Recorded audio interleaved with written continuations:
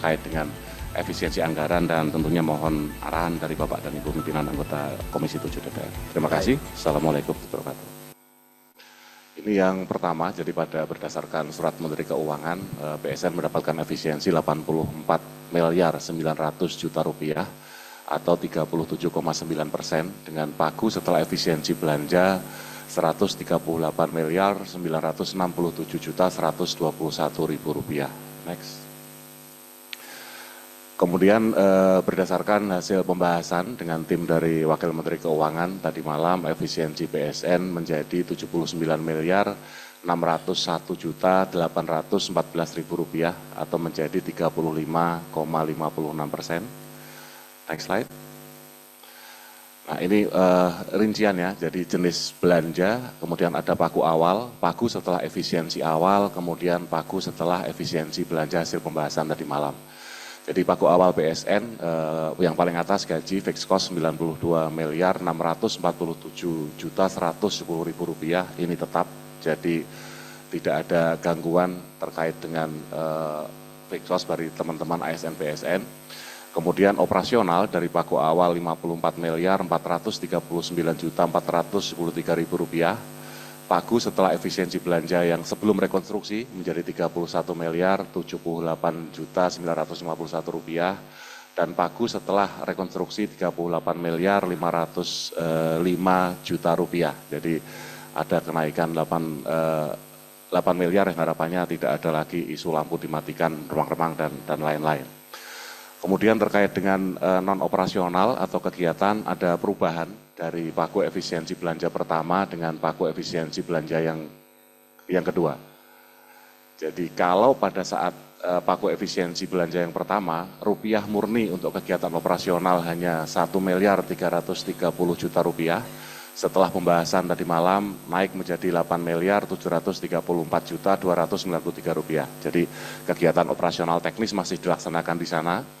Sedangkan yang bersumber dari PNBP, dari pagu awal 40 miliar 746 juta 704 ribu rupiah, setelah efisiensi belanja yang pertama menjadi 13 miliar 911 juta rupiah, dari hasil rekonstruksi tadi malam turun menjadi 4 miliar 378 juta 844 juta rupiah, tetapi pagu PNBP ini kan seiring dengan naiknya pemasukan, kita bisa memanfaatkan kembali dengan pengajuan secara terpisah ke Dirjen PNBP. Jadi masih ada kesempatan peningkatan dari sana. Jadi next slide. Kemudian ini kami sampaikan terkait dengan operasional. Jadi tadi ada biaya operasional yang cukup besar. Pak, izin Pak Ketua, tolong sampaikan Ibu aja kira-kira asumsinya itu berapa dari PNBP-nya? Dari pengalaman tahun lalu PNBP kami berhasil menerima 42 miliar dengan pagu penggunaan sekitar 88,9%. Jadi masih ada potensi, tapi nanti subjek untuk diskus dengan Dirjen PNBP sekitar 38 miliar di sana, Bu Pimpinan. Kemudian tadi terkait penjelasan biaya operasional terlihat besar karena memang di tahun ini kami wajib mengangkat P3K dan tidak boleh melepas yang honorer, sehingga yang di atas 15 miliar 350 juta rupiah itu karena ada peningkatan, karena dulunya kalau honorer hanya gaji, sedangkan P3K ada tunjangan kinerja juga. Jadi biaya operasional pertama terkait SDM, kemudian keperluan perkantoran yang pada pagu efisiensi pertama 700 juta dinaikkan menjadi 1 miliar 500 juta rupiah, ini untuk menaikkan fasilitas terutama di Serpong supaya layanan tetap bisa berjalan dengan baik.